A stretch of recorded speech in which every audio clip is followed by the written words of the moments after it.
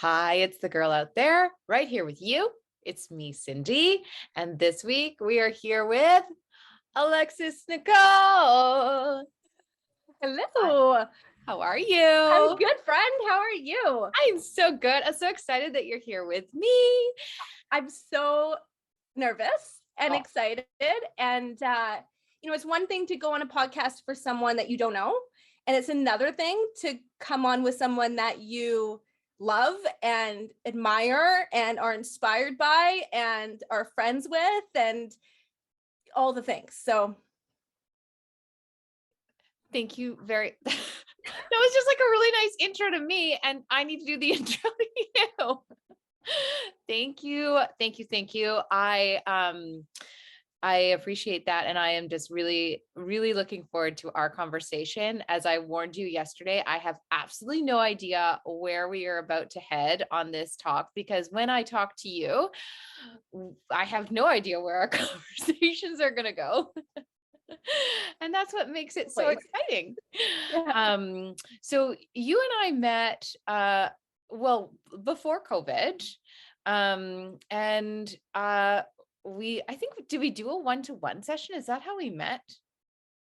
I think, well, Jen, our friend Jen, Yeah. she was like, you need to know Cindy. And I was like, she started talking about you. And I was like, I do need to know Cindy. And we were doing very similar kind of things at the time. And still kind of do. And so she, I think, gave me your number or something. I like blind dated you. I feel like I think I just like I slid into your DMs and I was like, hey, pretty lady, I dig you, like, because I looked you up before I messaged you, I think. I know. And I don't think I know. I'm just trying not to be that creepy. And then we talked, and then you were like, I need to write for you. And I was like, what do you mean? What does that mean? Write for me. I didn't get it. And then you were like, no, like, I'm gonna write for you. And you're like, I was like, oh, okay. And then I was driving and you did this. We talked for an hour and a half on my long drive to this place that I was going. And we always go places when we're driving, obviously, but, but you you read for me, and it was like, whoa. Yeah. Whoa. Yeah. And then we met for coffee, and then we've like hung out, and we have other mutual friends. Yes. Like Michael, and like, and it's interesting how the universe just keeps sort of plunking us together. Yes. And I would say it's what I found interesting was I didn't realize, like I always just say to people, like, I only want to know your first name. That's all I want to know. And when we did that first conversation, and usually when we talk, we just can't stop talking, is the things that sort of unraveled, like what the work you do and who you work with, and the experiences that you've been through, or not through. Yeah, like what you've been through, who you are, that you have 4 children, ranging in age from like, well, I guess like 5 now, but young to like 6 to almost 17. 17. And since we look 17, that's really weird. So the Botox is working. That's great. And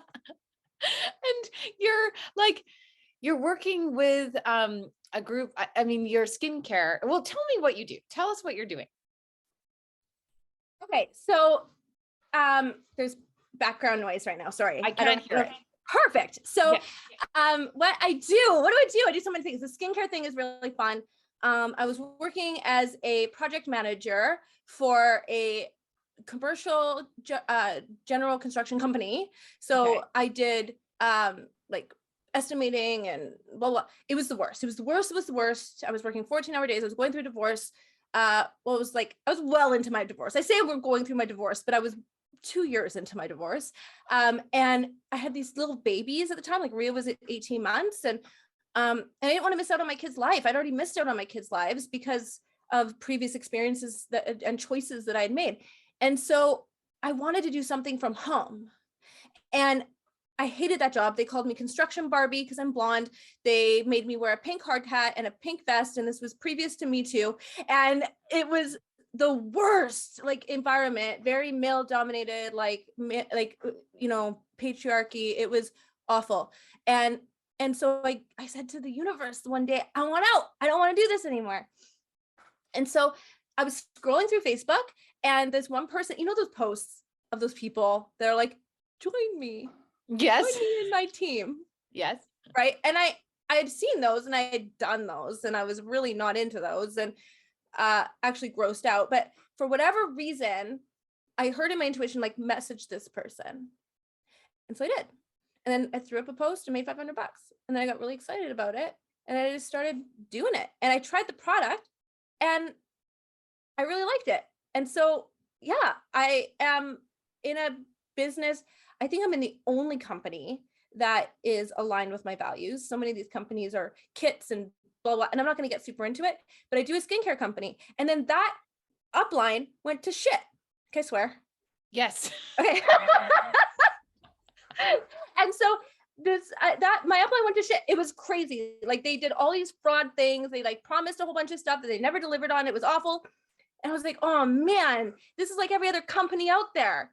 And what ended up happening is, so sorry, an upline is okay. So like my coaches, okay, my coaches in the business promised people that I was working with, that I was coaching, tablets for a certain amount of sales. Okay. The sales happened, the tablets didn't come. Okay. Like 100 times over. Okay. I was like, oh, fuck no. Right. Like, get out of here. And I think they thought it was just going to wash over, but it's Alexis. And I was like, no. Like, we don't do stuff like this here. And this is, so yeah, I saw that someone else had joined, which is my friend, Tori Spelling and Ian Ziering. Well, they weren't friends with me then. I didn't know them at all. And I emailed them and I said, this is what's happening over here. And I want over there.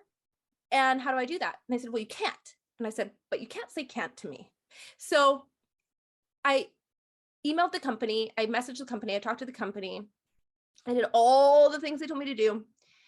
And they eventually allowed me to go over to her team. Then they said I couldn't bring the people with me. And I said, well, this is the Titanic. If the ship goes down, I go down with it.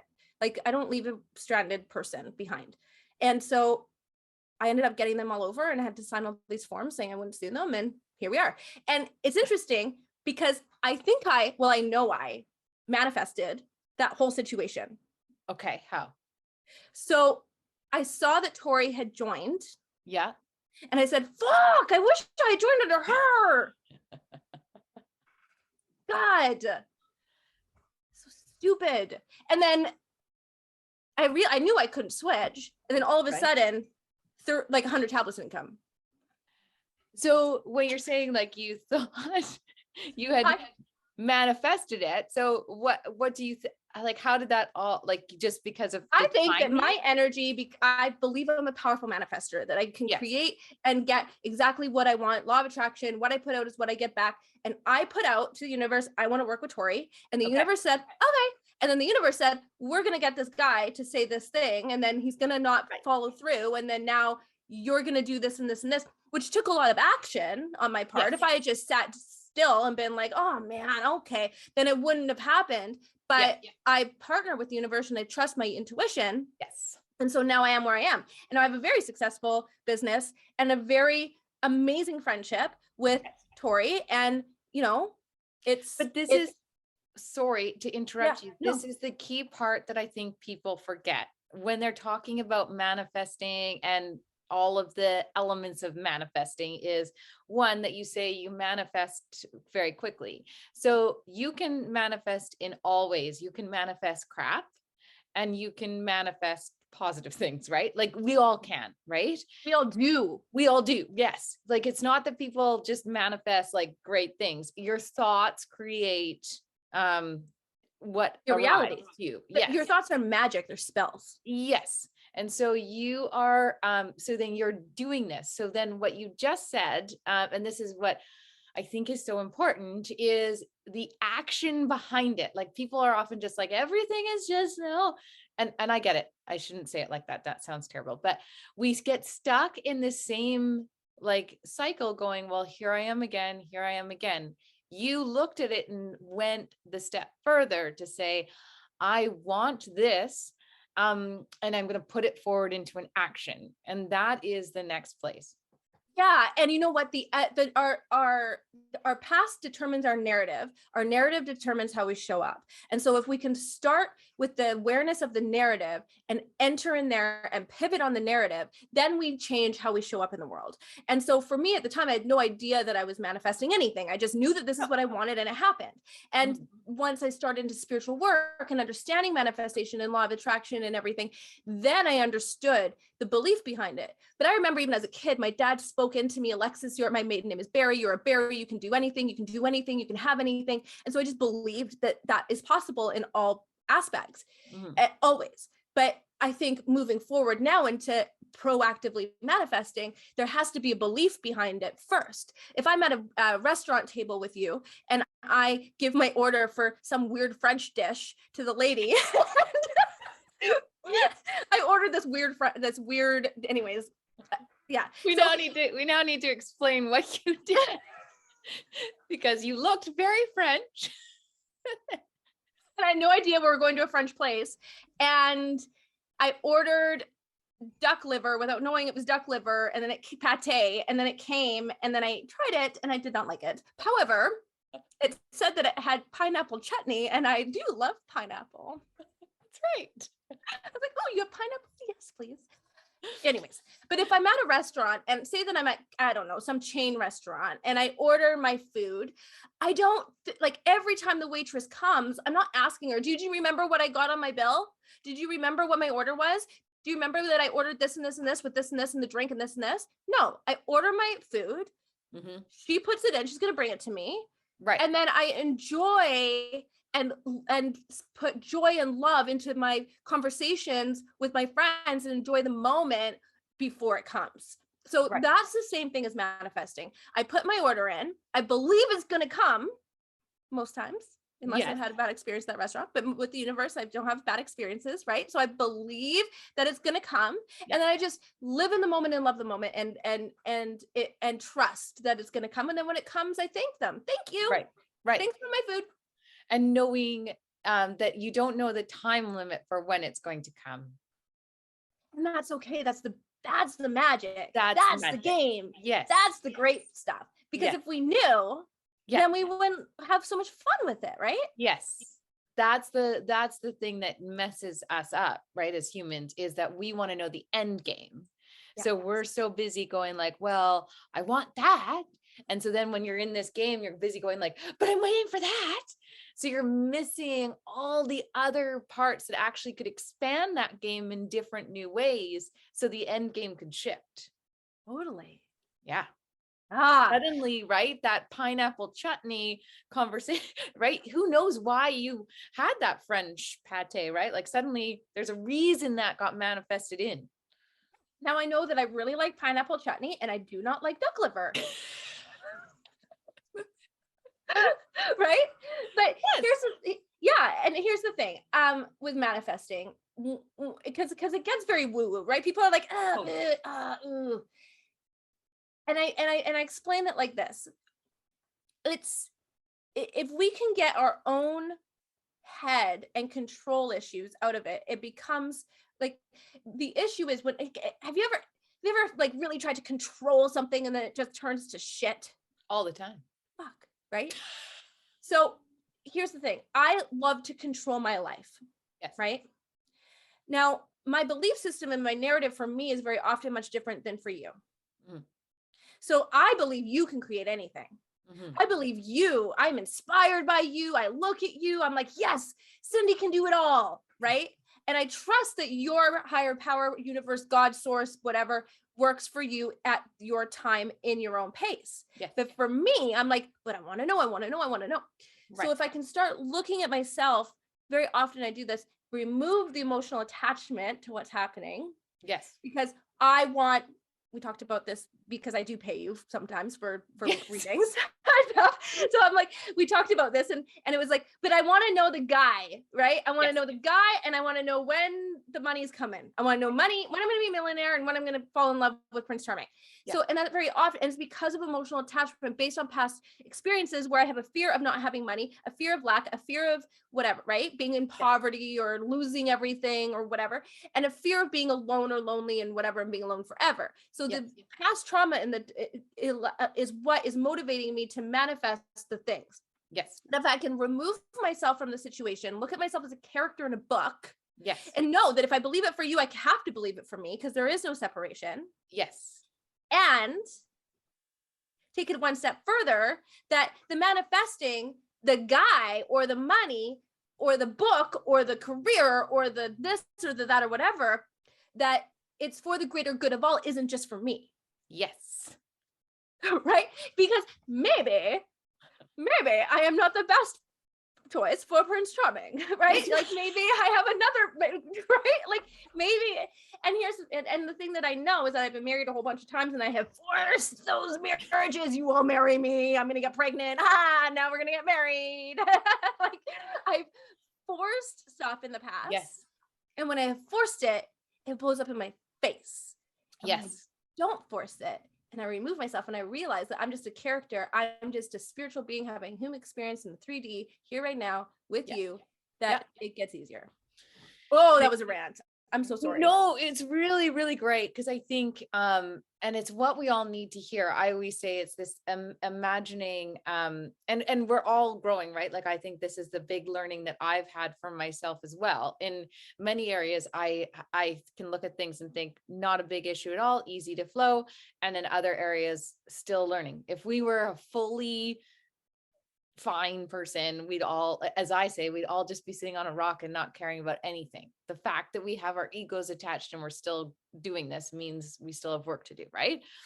The goal isn't perfection. It's not perfection. No. The goal is just to get better and better and better and have Exactly. better comeback rate. Yeah. And I'd read once, which I've talked about on a previous podcast, but is just the image of like knowing that it's just like a rock, like that when things are shiny, we stay with them. We always try to force that rock. We always are trying to like make it like, but that doesn't work, right? And so just to stay where things are, where you're just holding that rock and it's shiny, things keep flowing in that way. But we humans have been taught that you must like really push on that rock. And it doesn't work. No. So the way you described it, it's really true. Kind of almost removing yourself a little bit. And that is where you'll get the best. So the emotional attachment to the outcome. I have to remove the outcome, the attachment to the outcome, because what I know is that the universe, source, God, Allah, doorknob, call it whatever the fuck you want to call it. Yeah. You know what I mean? I'm an AA. They call it doorknob. Like, you have power to be doorknob, which is cool because I'm like, yeah, it just opens the doors. The doorknob opens the doors to new doors all the time. But call it whatever you want. It knows better for me than I could ever know for myself.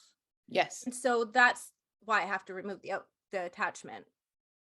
It's brilliant. Yeah. My best thinking is very small-minded. Everyone, like, but everyone. Now, and so, okay, so this was that one area which for lots of people they would attach you to would be the Tori spelling element, right? Like that's whatever. But I had said there's so much more to you. So no offense to Tori. She's an amazing human being who would absolutely agree with you. Yeah. Well, because I was like, we want to shine the light on you. Yeah. And you and the elements outside of that. And who you are. I just tell that story. Oh no, I know. It's so important to say, like some like crazy lady who lives in Vancouver, who's got 4 kids, who's going through 2 divorces, who has an insane past. Yeah. In no other world would become best friends with her, who is Tori Spelling, father of Aaron Spelling, like crazy successful producer, Hollywood royalty, right? So the manifesting in the universe, the magnitude of that story, it's like that can happen to everyone.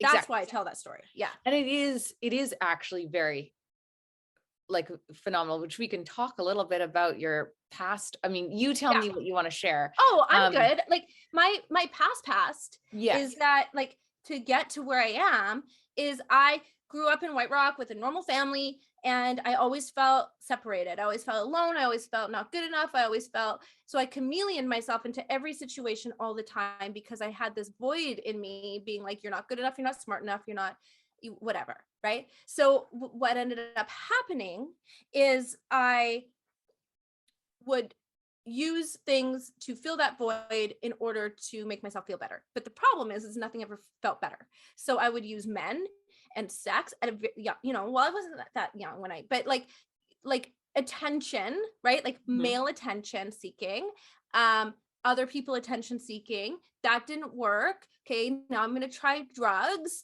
Okay, now I'm gonna try this. I'm gonna try that. So I very young, like started like I was kicked out from 4 schools. I was kicked out from the first school. Then I went to Christian school. My parents were like, Christian school will fix it. So then I went to Christian school. That didn't fix it. I just ended up corrupting a bunch of Christian people. And then I went to homeschooling and I got kicked out of homeschooling, which you can do. And it wasn't my mom Wow. who kicked me out. It was like I cheated on tests. I showed up high. I had to go to the place, do the test. I would write it on my arm and then I would like pull on the arm and then I would like super high, I'd be trying to figure out the like I was not stealth about it at all. And so they were like, you can't do that. Then I went to another high school. I dropped out. I went back. I ended up getting my dogwood for some like my grade 12 for some, I don't know how I graduated high school, but I did. And at the end of that, after moving out and going here and going there and doing like I was doing meth, I was doing opiates, I was doing like all the crazy drugs, ecstasy, ketamine, like more. And we would have competitions on who could do more ecstasy pills. So I'd be taking 30 pills. This is like we said, I'm not 17, I am 39. So this is pre-overdose, right? Right. Crisis, thank God. And yeah, like it was a nightmare. So I graduated with treatment. Like some people graduate with a car or like, I don't know, like jewelry or like, here's some Right. pretty gift. I graduated with treatment and I went to treatment at 18. And um, so, but yeah, like, I don't know, like I got kicked out of treatment and I got kicked out of another treatment. And then I moved from Terrace down to Nanaimo and then I moved over here. And then, at very young age, I decided to get clean at 19. So I got clean at 19. And the only reason I got clean at 19 is because I found other people who were also clean at 19. And so I had a community of people. And I found Nick. So you just take the drug and then you bring away and then you put Nick in there. And Nick was also clean. And Nick, had a good job and he worked at the recovery house. So I just did what Nick did and we dated. And then I got pregnant and then we were together and then he was clean. I was clean and we just did that. I relapsed when I was 26. So I had Ava when I was 22, Christian when I was 24. And I was in this marriage that looked perfect. It looked perfect. I lived in North Van. I was super young. I had this awesome house in Lynn Valley, which is a very upscale like community. I had the Tahoe. I was driving. I had the white picket fence and the 2 kids and the sort of good looking husband. And like, it was great. It was great, right? Like it was looking from the outside, it was lovely. And I was dying inside because I had zero spiritual connection. I still felt less than. I still had no self-esteem or no self-worth or no whatever. So when I was 26, I decided to drink. I made a pros and cons list. I gave it to my husband. I said, I think I should drink. You'll like me better and I'll probably have sex with you if I drink. And then he was like, okay. And he bought me my first bottle of wine. Your face. It's true. Right? Yeah. So he was like, yeah, okay. And then I drank and he did not like me better drinking. And alcohol brought me down faster and harder than any hard drug ever did in my life. And maybe it was because I had more to lose, or maybe it was because of the moment or whatever, but I lost my kids and everything like very fast. And then instead of getting clean, I decided I was going to party and go downtown and become a waitress at a nightclub and drink perfect.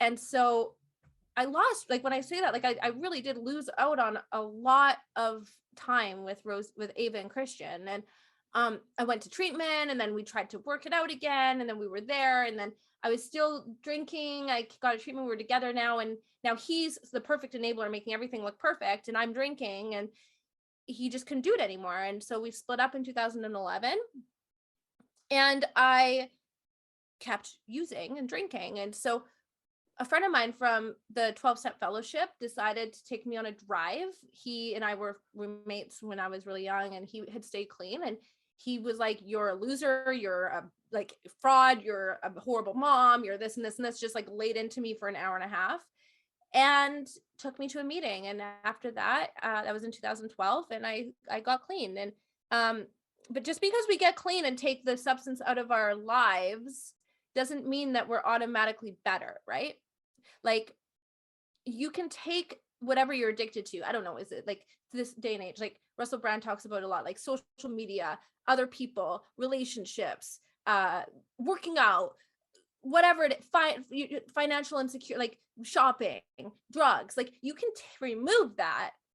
But if you don't work on the reason that you use that thing to make yourself feel better in the first place, it doesn't matter if you've taken it away. You might get a little bit better, but there's no healing or growth, right? Mm-hmm. So I was brand new clean, and I did the same thing I did back when I first got clean. I found a guy, I got married to him. God bless Phil. It was like we met January 1st. I convinced him we should get married. And so we got married March 24th. And one thing I knew about that is I can throw a really great wedding for $10,000 on 2 weeks notice. You know, but he got loaded. We got 2 kids. It was crazy. So I'm now clean. I stayed clean. I think the only reason why I stayed clean at that point, and I have stayed clean since August 2012, I've stayed clean, but my shift didn't happen until 2015. And it's because I didn't work on myself. I just substituted the dope for a Phil or for a Nick or for whoever. And now that was my drug. And so when he was using, now it was switched. Now I'm the Nick and he's the Alexis. And I'm just spending all this time trying to enable him. Right. And what ended up happening is because we're in a 12-step fellowship and everybody knows everything about your life. Right. They knew he was using. And so somebody called Ministry of Child and Family Services, which is Child Protective Services. If you're listening in the States, like the people who come and take your kids. Right. So they came in and they were like, you need to leave him or we're going to take your kids. And I said, okay. So I went and I rented an apartment and I furnished it and everything looked great and it was lovely. And when they would come and visit, I would be there. And then I would go back to my house with Phil. And so I had this fear of economic insecurity, fear of the future, fear of being able to make it on my own. I'd always been under someone else's thumb. Someone else had always taken care of me. I went from my dad to the dealers to my, first husband, right to my next husband. I had never done it on my own. I didn't know how. So I couldn't leave. I just couldn't leave. Mm. And what ended up happening is they came to the house, saw Phil and the family and everyone together. I had Rosie, she was a year old, I'm pregnant. And they said, we're taking your kids. And they did. And so they took them and, I don't get emotional about this anymore. Like people start like, well, why aren't you crying still? And it's like that moment when they did that was the best moment in my life. And the reason for that is it gave me the time and space to work on myself and realize that I needed to create a spiritual connection or a connection greater than myself and heal the trauma from the past, right? Mm-hmm. And so they came in, they took Rosie. It was awful. I'm screaming at social workers. Like, if you've gotten your kids removed, don't scream at the social worker and call them choice words like "see you next Tuesday" and like all these things, right? Like, you ruined my life, like losing it on them. And so Rosie was put on the island. I'm pregnant with Rhea, and then Rhea was removed at birth. And thank God I've got this amazing doctor, Dr. Ron Abrahams, who created the FIR clinic. He created it at BC Women's, where it's a clinic where women who have children who were born addicted can stay in the hospital with their babies, because when babies are born addicted, there's studies that show that the babies don't feel the withdrawal symptoms when they're with their mom. Mm. And so he let me stay there. So I stayed there. Rhea was born early. She was born on my birthday, and she was in NICU, and the universe did that so that she and I could stay together. And then she was put in Comox with Rosie. And then they came over on weekends, and then I'd lost that, and then I gained that back. And you know, I remember there was a moment where I was like, I don't want to live, I don't want to die, I don't want to use, I just don't want to do anything. I just want to put covers over myself. Like, I cried on the cold tile bathroom floor for months. And eventually I had to pick myself up and decide what I want to do. And so that was the pivot for me. That was my spiritual awakening. That was the moment where the universe came in and said, baby girl, you got two options here. And so for whatever reason, I decided to get better. Cindy, I love you. I'm sorry. And but the thing is that we're divinely guided and supported always. And so no matter what shitty thing is happening in your life right now, the divorce, the job loss, the kids getting taken away, it is so hard when you have your kids taken away to say, thank you, universe, for this gift. How the fuck are you supposed, because there's shame and guilt, and it's so hard to, right? It's like, you're a bad mom, right? It's all that stuff. If I wasn't a bad mom before, now I'm a really bad mom. And who gets their kids taken away clean? So the whole thing around that, Cindy, is that, and I tell this to women now who are in the program, who I sponsor, who have their kids taken away, is that I was given the gift of time to get well. And my kids were returned when Rhea was 18 months. And Phil and I are still not together. We are very good co-parents. I came on late because he came on here and he was grabbing all this stuff. And, we do everything together. That took a lot of work. It was because of the space that I needed to heal. And I don't know if I would have, the biggest motivator for change is pain. And I needed to feel the pain. And so for me, and the lessons from the universe get bigger and bigger and bigger, as we know. Mm-hmm. So if I had learned it in the first time, I wouldn't have done it the second time, but I have Rosie and Rhea now. So, the biggest gift that I was given was my kids getting taken away and getting clean. And so getting clean and going to meetings and sponsoring people tell me, like, why do you still do it? And I will never repay my debt. People are like, why do you do so much service?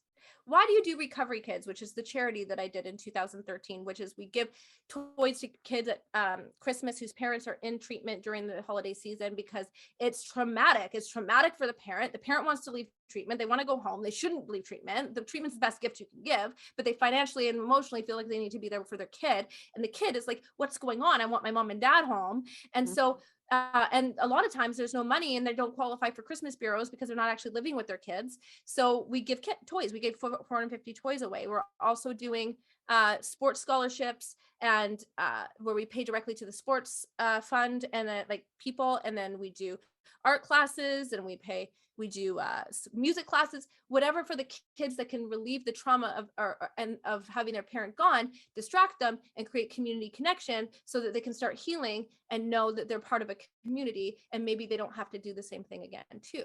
We do school fees and stuff too. People ask me, like, why do you do this? You are a busy mom of 4. You have a skincare line. You have manifesting courses and mindset courses that you teach. You're a recovery coach. You're a life coach. You have clients. You go on Clubhouse all the time and spend hours there. Like, how do you have time to do all this stuff plus the service? But I haven't repaid my debt. Yeah. You are so funny. Cindy. I don't know what else to say right now. I'm speechless right now. Like this. I don't know what else to say. I'm just speechless right now. Thank you for sharing all of that. One, and I know that you can get through that. Obviously, that's your story. I can share stories of my own past and say them, and some people will look at me and I can say them without emotion because we've lived them so much, right? And we've replayed them and done them. And so But I've healed it. Yes. Yeah. And I think it's true growth when you can share any story without emotion. It shows that you've lived it, you've honored it, you've done it, and now you've healed for yourself. I apparently haven't lived that yet with you, so I'm just hearing it for the first I don't know if you've ever heard that from I've me. never heard that yet. So, Yeah. so for those who are going to watch this, you can just, This is the thing. This is the message, because it Yes. doesn't, people think like often that the message is just for other addicts, but it's not. no, It's whatever trauma that you have, that you're bringing to your narrative in your mind, right? It's creating how you show up. Mhm. And you at any point have the gift where you can pivot and Mhm. make a new choice. Yeah. And sometimes that's a big choice. Like, okay, now I'm going to do CBT therapy and DBT therapy and blah, blah, blah, blah. And sometimes it's, I'm not going to be an asshole to the Starbucks barista. Maybe I'm not going to cut off that person. Maybe I'm not going, when that person cuts me off, I'm not going to flash my high beams and tailgate them.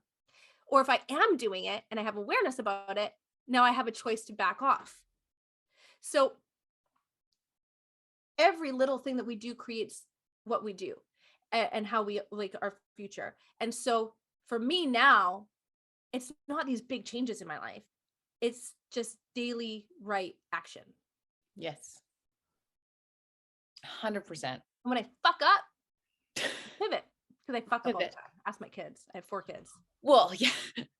But I think honoring and yes, and sharing what you're doing with recovery kids, I think is amazing. And just honoring that journey. And I know, personally, I know, I'm going to just give myself 1 second for just a second. Yeah. Knowing people personally in my own life who have made it through recovery, I know how hard that is. So Now you're gonna make me. I'm sorry, Alexis. It's so for your children, I thank you. I've been blessed with really great co-parents and Yeah. mentors, and my kids have been blessed because I'm divinely guided, because you're divinely guided and supported. My children are also divinely guided and supported. Yes. And so I have amazing kids who have so much resilience, Yeah. and all kids have resilience. Yes. And just for everyone to just see that, like every second you have a choice, but okay. So we will come back. I love you so much. Yes. And so you are now, you've done, and just knowing where you were at when you made that choice with Tori, I know was you, like, if people knew, so if they're ever wondering when they're like at their lowest low, like you were at a low when you made that life choice, and to now be like then going for the skincare, like it's incredible how huge that story is. Like, so just so we can know, like it is remarkable. And now you're doing this in like my soul work, you are doing your manifester, what is it called? Divine Attractors. Sorry. Okay. My friend, I do it with my friend Jackie Minsky. I also do my Okay. own courses, do my own one-on-one work. And it's an 8-week course that I developed with my friend Jackie about mindset, manifesting, working through the blocks of like relationships, creating boundaries in your life, and just learning how to play with energy, really, meditation and all that stuff. And then my own brand is Amplify Your Vibe. And, you know, it's really about our vibration and how we show up in the world. We have 2 choices. We can either pollute the earth with our vibration, or we can, energetically, or we can uplift and lighten the world. It doesn't all happen. It's very toxic positivity to be like, we're all gonna be happy all the time. The thing is that I like to teach people about when they're in those moments. Because it's so easy to be like, oh, it's going to get better. Like, fuck that noise. Yeah. Like, that's nice to hear. Yeah. But how the fuck is it going to get better? How is it going to get better? Tell me how it's going to get better, right? Because I don't believe you, because I'm in the shit. Right. So it's about teaching self-care, self-love, self-compassion. Maybe I'm just going to move slower today. Maybe I'm going to feel the anger that I've been avoiding for 39 years, right? Nice. Like that's the work that we do. I'm not perfect. I'm still angry. I'm angry at the way my dad treated me growing up. I'm angry at the way that I've allowed men to treat me. Um I'm angry about, you know, I'm angry about a lot of stuff. I'm angry about COVID. I'm angry about a lot of stuff. I'm just angry a lot about a lot of stuff. But like and so there's always more work. But when I know that when I'm feeling it, it's not this like we choose happiness. We do choose happiness. That is true. We do choose happiness, but choosing happiness doesn't mean that you have to choose being joyful. It Mhm. just means that you have to choose self-love and self-care. When I got clean, I didn't get clean from me. I got clean from my kids. I stayed clean long enough to have the self esteem to stay clean for myself. Mm. So if you can't get better for you in whatever situation you're going through, find someone, something, whatever that's a motivator. And I promise you, if you stick with it and you just keep doing it for that person, you will eventually create the self-esteem and self-love to do it for yourself too. Amazing. And so do you find that you are, like, I always find it interesting, right? Like where I'm attracting in similar people and energy of the people, my clients that have a similar story to me. Do you find that you attract in people that have a similar story, or has it broadened? I think I have attracted people that have emotions that we can relate to because the story isn't always the same, but the feelings behind it are. Mhm. So if someone can't relate to having their kids taken away from them, No, yeah. maybe they can relate to having like destroying their credit and having their credit taken away from them Yes. or something, right? Like the feeling of loss. Yes. We all understand the feeling of loss. So when we can get to the bottom of that, I think really it's like we're able to be human and relate to each other. Yes. And that's the thing. Like I have friends, I guess, that have lost kids because it's often very common in Narcotics Anonymous, Mm. but I have a lot of friends who are not clean and sober and also have similar feelings. We're just we're all spiritual beings having a human experience. Mhm. And feelings, thank God, are not stagnant. Mhm. They're they're fleeting.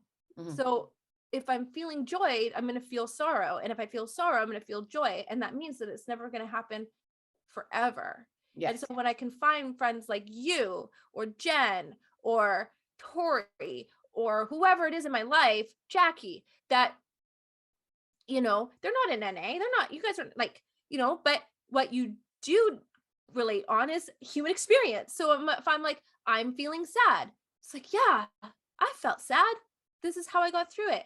And then, so it's the superpower, I guess, across the board is learning to be vulnerable and open and talking about the shame and doing all the Debbie Ford stuff Mhm. that is like the shadow work, Mhm. right? That Debbie Ford's an author, like the shadow work and being able to shine the light on the shitty stuff in our lives in order so that we can heal it and move forward and then help others. Yes. Oh, yes. And I mean, I think that's the part of, for me, and I guess I'm assuming shadow work is part of what you do. I think that Mhm. shadow work is, something I really want clients to focus on. It's something they're very uncomfortable with. And I also, I mean, this might be a bit of touchy, but a lot of clients I know aren't always coachable, right? Like, and so they want a little bit of work, but they're not. So it's really saying, I can offer this to you, but you have to be willing to step into it, right? Um, I so can give you the tools. I can give you the tools to build your house, but you yes, got to do the work. yes. And that is it. Like, so it's for me, it's saying like, this is what I've seen happen. I've seen it work from my own. I can show you shit. I I So I just walked through it. I have a question for you.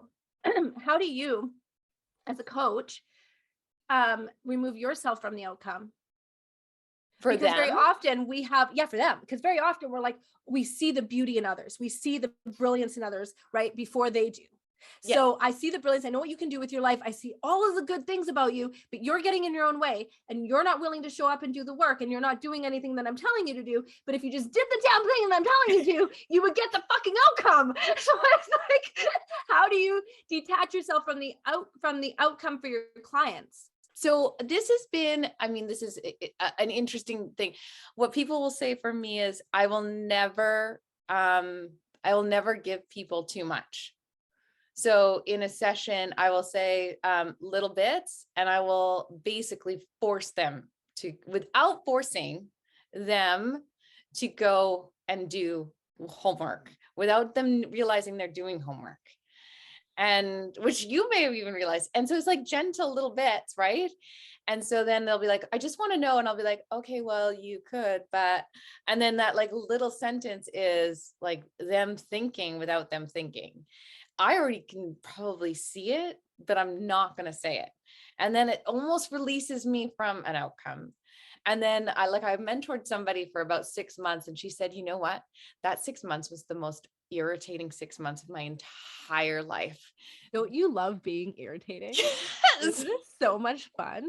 But it's like, I could basically hand it all to you, but if you do it, you'll actually do it in your own way, and you'll be so much prouder of yourself. Yeah. Yeah. And you'll value it more. Yes. It's like, if I have to work my ass off for that $500 Arc'teryx jacket, I'm going to treat that thing. I don't even know if I said the brand right, but I'm going to treat that thing like gold. It's not even 500. It's like $1,000. So I will treat that thing so well. Oh my God. Right. But if you give it to me, I don't hold the same value for it. And that's it. Like, I think we're in a society now where so many people can't, like you said at the very, very beginning of this. Now we'll round it all back. Okay. You said, I went, I clicked, I got $500. It was a win. I felt good. I knew it. Great. I immediately went upline and I got treated like shit, blah, blah, blah, blah. Then I figured out for myself how to get all the way to the freaking top. I maneuvered, I sorted, I understood, I understood it, and I got there. We teach people how to treat us. Yes. And I moved where I felt enough and loved and good enough. Yes, but that's another thing. It's another thing, but it's the sample of. It's the same. It's the example. Like, at my value of that, if it had just been given to me, if I didn't have to get 80,000 signatures and phone 1 million people and hunt online, do you know how hard it is to find Tori Spelling's email? Well, if legit her personal email, do you know how hard that is? That is not easy, Cindy. That took a lot of work. And so I did value it.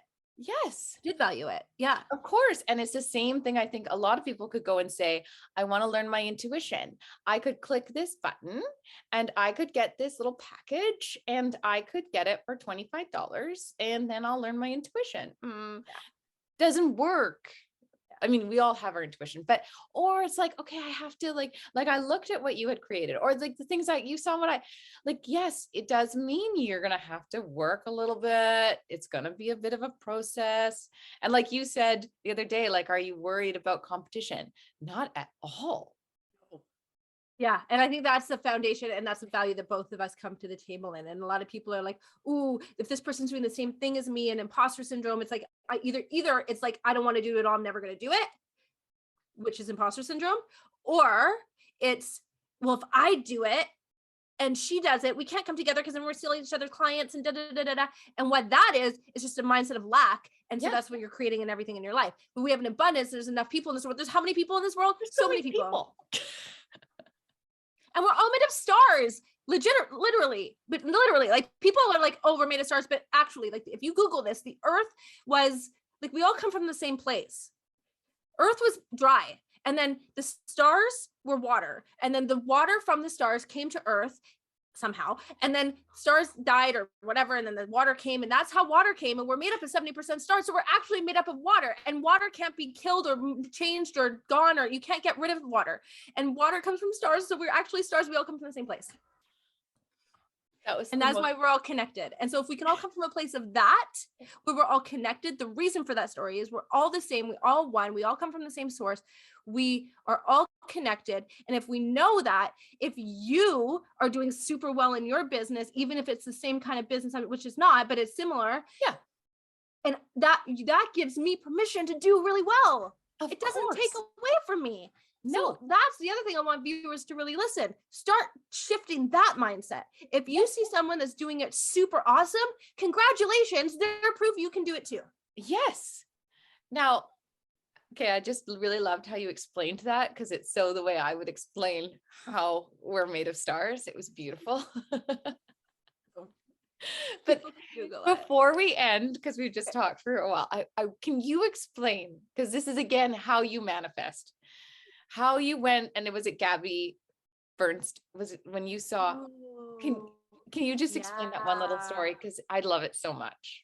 Okay, so when I fired my boss, so when I created this like really long, this really great business or whatever, and then that business, my online business with Tori, I was making more money there than I was at the construction place.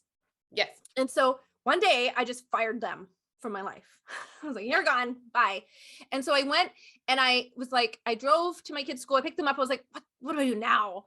And I kind of went through this like, and so I went to my friend's place on Main Island, and I saw this woman, Gabby Bernstein, who I had read her book, Universe Has Your Back, was doing this course. And it was $3,000. And I was like, I can't do $3,000. That's crazy. So there was 3 payment plans. And I was like, I can't do 3 payment plans. That's crazy. So then I emailed them and I was like, can you do 12 payment plans? And then put it out. And I was like, if they can do 12 payment plans, then I meant to do this. 3 days later, there was an email put out, we're issuing 12 payment plans. So then I was like, oh, okay, do it. So I did it. And that's where I really built, other than yoga, my spiritual connection and understanding that I can use this as a business. And I can teach other people how to do this too. So I'm obsessed with Gabby. I love Gabby. I do all these things. I'm doing all her courses. And then I got to this place in my spirituality where I was like, is skincare and spirituality aligned? I don't even know if I want to do skincare anymore. Like, I'm so happy with this, but like beauty outside skincare, outside, like, is it even the same? Like, I can't, how do I do this without doing this authentically, congruently, right? So I said to my upline, my coach, I said, I think I'm going to quit. I think I'm just going to do this. And she was like, okay. Like, she obviously didn't say, okay. She was like, you need to stay, blah, blah, blah. And I was like, so I asked the universe for a sign, and I believe in signs, and I'm given signs. So I literally, December, I think like 8th that year, before COVID, 2019, I was like, give me a sign that I'm still meant to do this. December 12th, I get an email from the company. And we have these like big, like roundup type, like convention things that we do. And so the email came December 12th. Our main speaker at the next convention in January is Gabby Bernstein. And never before have they ever had someone like Gabby. So then I get there and I was like, oh, I guess this is a sign. I'm going to go. So then I go there and they do it by rank. And so team elites are at front and then whatever. And my chair was like way back here. But my friend Ian was like, he knows, they know, right? I'm just like, ah! Like, that's how I was like, right? So I was just excited to be in the same room as her. And you have to understand there's 10,000 people in this room. And so I'm far back and he's like, no. I have a front seat row. You go there. I was like, what? They're going to know. They're going to know I'm not team elite. They're like, he's like, I don't care. You go there. And I was like, okay. So I went there and I had my little like Gabby Bernstein journal with me. I had like my little Gabby Bernstein book with me. And I was just like sitting there and I was like taking all the notes and I'm filming her and I'm like, and then she asked for people to get, like, she asked to workshop someone. And so everybody put up their hand. Everybody in that room put up their hand. And I was like, wah!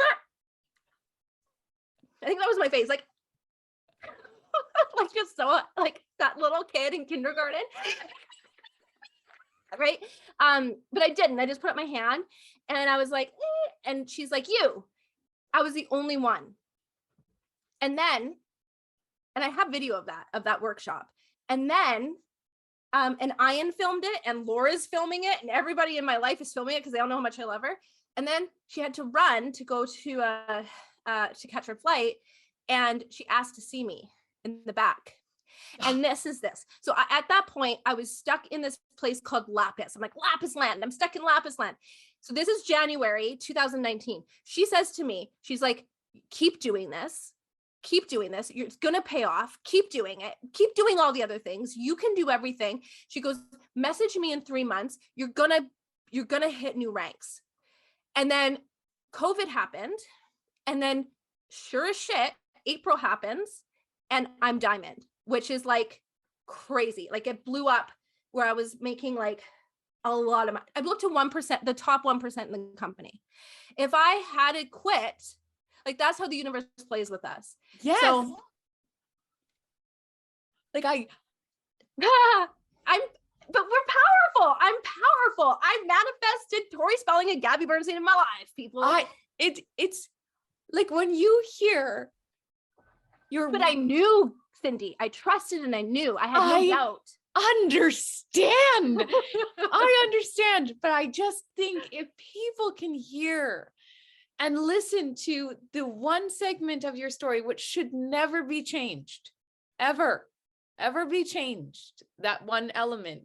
And then although I know hard, and then I'm grateful for it, man. Grateful, right? Yeah. And then to know, and then to hear this and go like, oh my God, like, yes, we are amazing. And it's not that one's a mate. Like, I mean, I shouldn't say like Gabby's amazing and therefore that's all we should wish for, but just no, she is. But she is. It's just to know, like, you put all these things out there and they're happening. And it is love teaching people this stuff though. Yes. Like I have a course, 8 people, every single one of them manifested things in their life. One hadn't seen her dad in forever. All of a sudden her dad had flew her out to Vegas at the end of the course and now they're like super tight. Like there's stuff, like I love it for myself, but fuck, man, I love it in other people. When I can show other people how to do it and then they get results and then they phone me, I'm like you. They're the ones like, oh my God. And I'm the one crying, right? Because I know how powerful it is. And when that shift happens, all of a sudden you cannot go back. That's why I teach it. You can't go back to being normal or whatever. Like it's impossible. Yes. Yeah. So I hope people can get an idea of like from my story here, how to do it. And that if I can do it, a little 17-year-old meth head in the back of an alley can do it, then who wants to be Courtney Love when she grows up, if she can do this, you can do this. Cindy, you're laughing. It's true though, right? Yes. It's so true. I honestly, thank you. And that is, yes.